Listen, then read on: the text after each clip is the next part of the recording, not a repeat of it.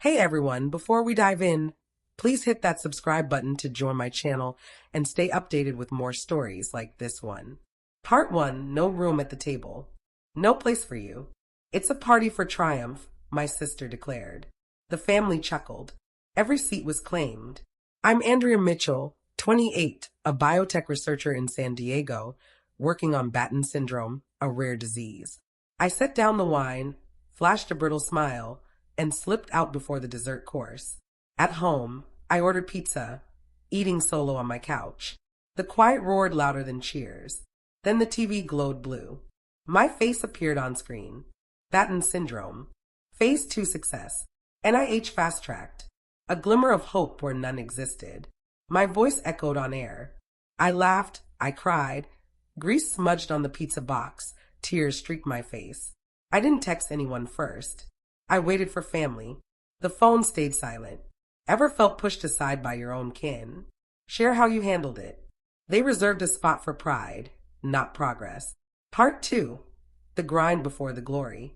I spent years justifying myself to teachers, to dates, mostly to family. Dad taught chemistry, mom literature. They craved clear-cut answers. I chased complex ones. Lab hours melted into years, 16-hour days, missed holidays, botched birthdays, failed tests. Try again. I wasn't after fame. I was after kids' tomorrows.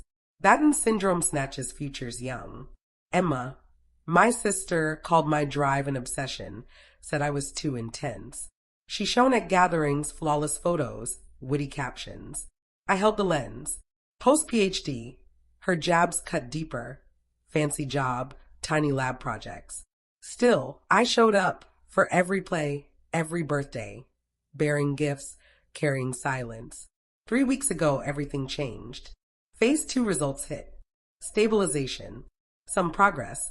We wept at our lab benches. I called my parents, beaming. Mom, we're making headway. Kids are getting better. That's nice, dear, she said. Emma just got promoted.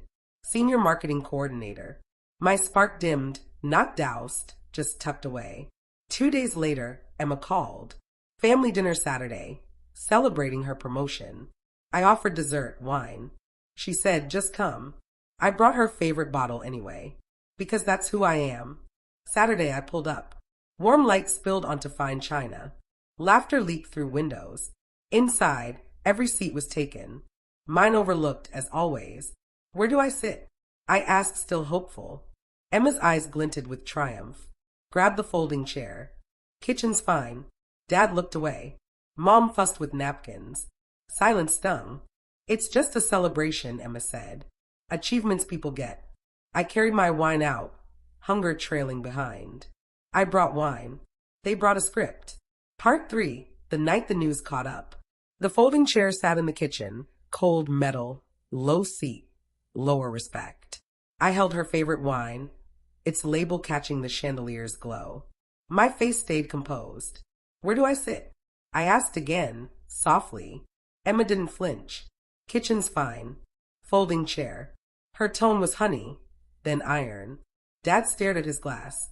Mom smoothed another napkin. No one budged. It's just a celebration, Emma said, smile intact. Real wins people understand. I placed the bottle down gently, like it might shatter. Congrats, I said, and left before dessert. The night air felt fresher.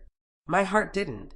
At home, I ordered pizza, thin crust, extra olives, salt for the wound. The room lit blue. News anchors met my gaze. Local teams breakthrough, the Chiron read. Batten syndrome treatment fast-tracked. NIH funding secured. Clips played from last week. Me at a podium, hands steady, voice calm. Hope where there was none, I said on air, almost smiling. My phone went wild. Buzz after buzz. Marcus called first, from Channel 7. Andrea, you're on. His laugh broke. Did you know? No, I said. Press release dropped late. We said, oh my God, twice, then discussed timelines, 18 months, maybe less. Another call. A producer for Monday. Young scientists reshaping medicine. I'd balanced pizza on its box, grease gleaming like silver. Emails flooded in.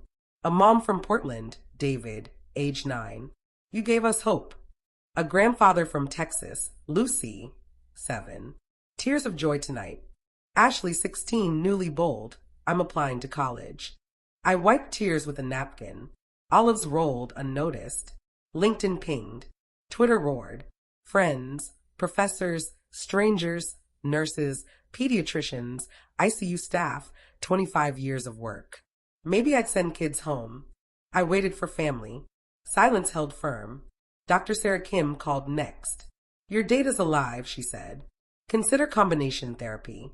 We dove into dosages, endpoints, ethics, future woven with now. Her mind was electric. When we hung up, the room felt wider. So did my shoulders. I skimmed the news again. Stanford called it game-changing. Johns Hopkins said this is why. I felt Emma's words again. Real achievements people understand. I pictured Tyler and Lily, their parents reading headlines, hands clasped. I saved every email, proof of what counted. Names worth protecting. The pizza cooled. The chair stayed empty. I let it. Blue light bathed the room. Hope pulsed like a current, steady, unyielding, here. Their silence felt staged. Strangers shouted louder than family.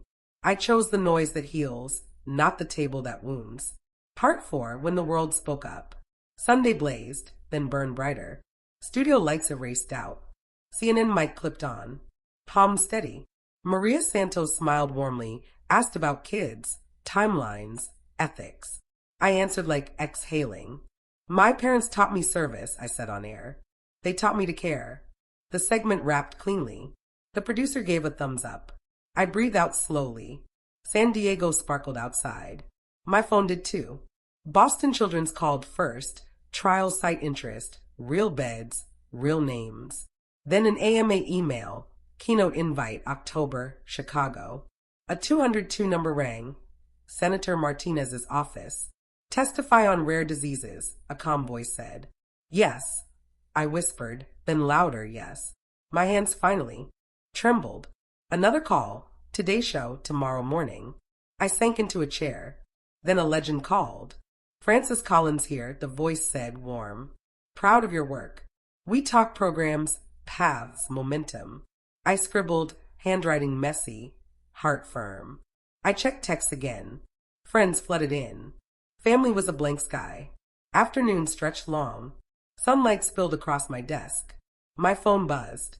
Mom, we saw you on TV. Her voice was cautious. We're so proud.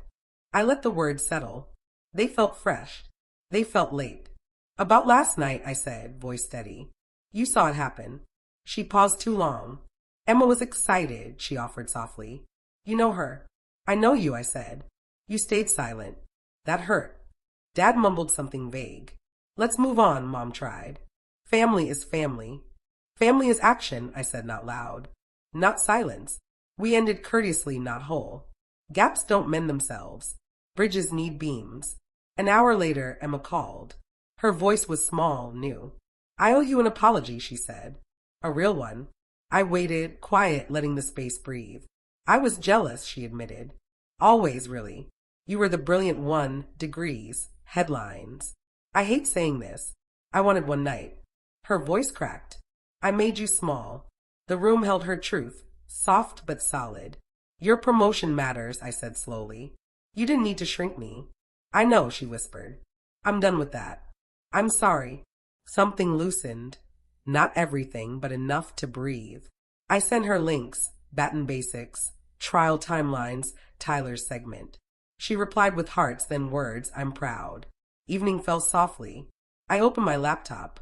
One more email, MacArthur Foundation. You're on our radar. Long, confidential process. I smiled, at the screen, at nothing, at everything. The day had roared. Home had murmured. Both were real. I taped a note above my desk. Not a slogan, a standard. When the world got loud, I held my voice in my lines. Monday rolled in like a storm. Part 5. Lines, not stages. Bright, then weighty. The phone never quit. Today's show prep, Congress packet, AMA keynote outline. I stacked them neatly, not prizes, but tools. Between emails, I paused, counted to 6, chose what mattered. A family text pinged, a new thread. Make it right dinner, Emma wrote. Mom, wear something nice. Dad, bring a speech. My chest tightened, not fear, habit. I typed deleted, typed again. Short, clear, respect first. Seat open after. 3 dots flickered. Emma understood. Mom, don't be dramatic. Dad, a period. I closed the thread. Open trial sheets, 19 sites. Boston Children's, Seattle, Houston, Denver, St. Jude. I added columns. Equity, travel grants, family housing, child life support. Real achievements people understand, Emma's line echoed. I filed it as noise. Midday, Mom called, voice softer, same goal. Let's turn the page, she said warmly. For family unity. Unity needs repair, I said evenly, not staging. Silence lingered, then her nudge. Say something about Emma's promotion. Gladly, I said, when I'm not diminished. Respect first. Say it first, she pressed. Respect first, I repeated, or there's no second. We parted kindly unresolved. Bridges need timber, not hopes. I walked to the studio. Today's show rehearsal. The producer handed questions. How do you stay grounded? I pictured pizza, blue TV glow. By counting people, I said softly, not headlines. At home, I worked caregiver guides, clear words, big fonts, hotlines bold. Marcus pinged at 5. FDA brief Wednesday. Copy. I sent it. Bring the data. At 6, Emma called, no script in her voice. Coffee. Just us. We met near the lab. She came unguarded, eyes pink. I wrote this, she said, unfolding notes. A real apology. No excuses, no detours. I made you small to feel big. I'm sorry. I listened, not to fix, but to hear. I can't promise perfection, she said, voice wavering. I can promise effort. I nodded. Effort counts, I said. Respect counts more. We set rules. No work jabs, no public shade, correct gently.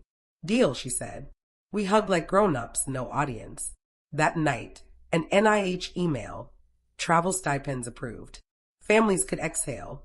I stood at my window, city humming steady, shoulders even. The phone stayed quiet.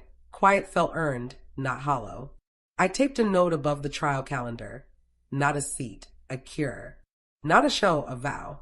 Part 6. The stillness after the storm. Trials don't launch with speeches. They start with checklists, consent forms. 10 months, not years, the calendar says. Hope says it too.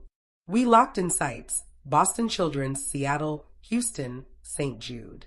Travel stipends cleared. Family housing set. Child life teams briefed. I built dashboards, clear words, big fonts, hotlines prominent. The Today Show aired, then faded. Work stayed home.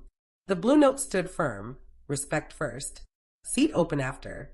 Emma sent a photo, no caption, just a real chair. My name spelled right. Dinner was small this time, no fanfare, just warm plates. Dad asked gentle questions. Mom listened fully, no scripts. I shared Tyler, Lily, Ashley, 16, applying to college. Emma didn't cut in. She added plates, refilled glasses. During dessert, Sophie leaned in. Teach me science, she whispered. I nodded, already mapping it out. Later, I walked home, city humming softly. The window caught my reflection. Folding chair, then podium, then trial room. I saw my inbox. Names, not headlines, families, clinicians, nurses. I thought of that first pizza. Grease and blue light. Silence beside me. Silence isn't empty now, it's space to build. I pinned one last note above the trial calendar. Small, steady, not a seat, a cure. Not applause, adherence. Not clout, outcomes. When the day quiets, I read my own words, then work. Emma's chair stays ready. Mine at the lab stays filled. Both by choice. If they forget again, I won't. My boundaries won't. The future doesn't RSVP. It arrives early. We meet it ready. I didn't claim a seat. I kept a promise and it held.